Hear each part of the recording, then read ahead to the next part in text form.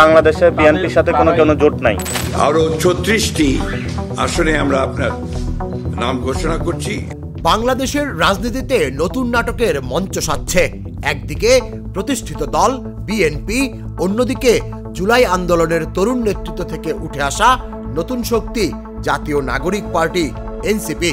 দুই দলের সম্ভাব্য জোট নিয়ে রাজনৈতিক অঙ্গন উত্তপ্ত ছিল সপ্তাহ জুড়ে।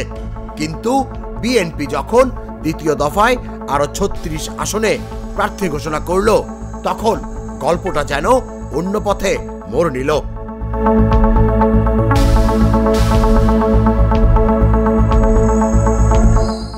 বিশ্লেষণে দেখা গেছে বিএনপি ঠিক সেই আসনগুলোতেই প্রার্থী দিয়েছে যেখান থেকে প্রতিদ্বন্দ্বিতার প্রস্তুতি নিচ্ছিলেন এনসিপির শীর্ষ নেতারা।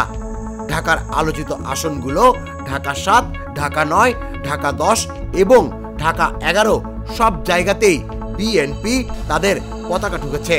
এতে প্রশ্ন উঠেছে, তাহলে কি বিএনপি এনসিপি জোটের সম্ভাবনা থমকে গেল? এনসিপি নেতৃত্ব অবশ্য এমন ভাবনায় একেবারেই বিচলিত নয়। তাদের ভাষায় 300 আসনেই প্রস্তুতি চলছে। জোট হলে দেখা যাবে।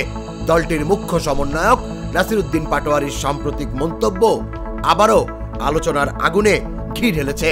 তিনি বলেন, মুজিববাদ ও মৌদুদিবাদের কর্তৃত্ববাদের বিরুদ্ধে লড়াই একা সম্ভব নয়, দায়িত্বশীল ঐক্য দরকার।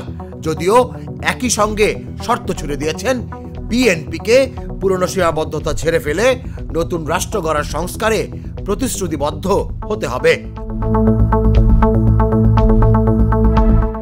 কিন্তু বিএনপি যখন এনসিপির নেতৃত্বাধীন আসনগুলোতে নিজস্ব প্রার্থী দাঁড় করিয়ে দেয়, তখন রাজনৈতিক বিশ্লেষকরা ধরে নিচ্ছেন আলোচনার টেবিলে এখন চলছে নতুন ধরনের দর কষাকষি। এনসিপির বক্তব্য সেই ইঙ্গিতে দেয়, লাভ হলে জোট, না হলে একক লড়াই।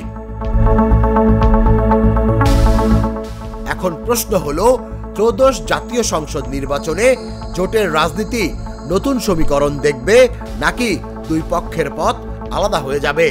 এই প্রশ্নের উত্তর পেতে আমাদের অপেক্ষা করতে হবে আরো কিছু সময়। তুষার ইসলাম, জাগো নিউজ।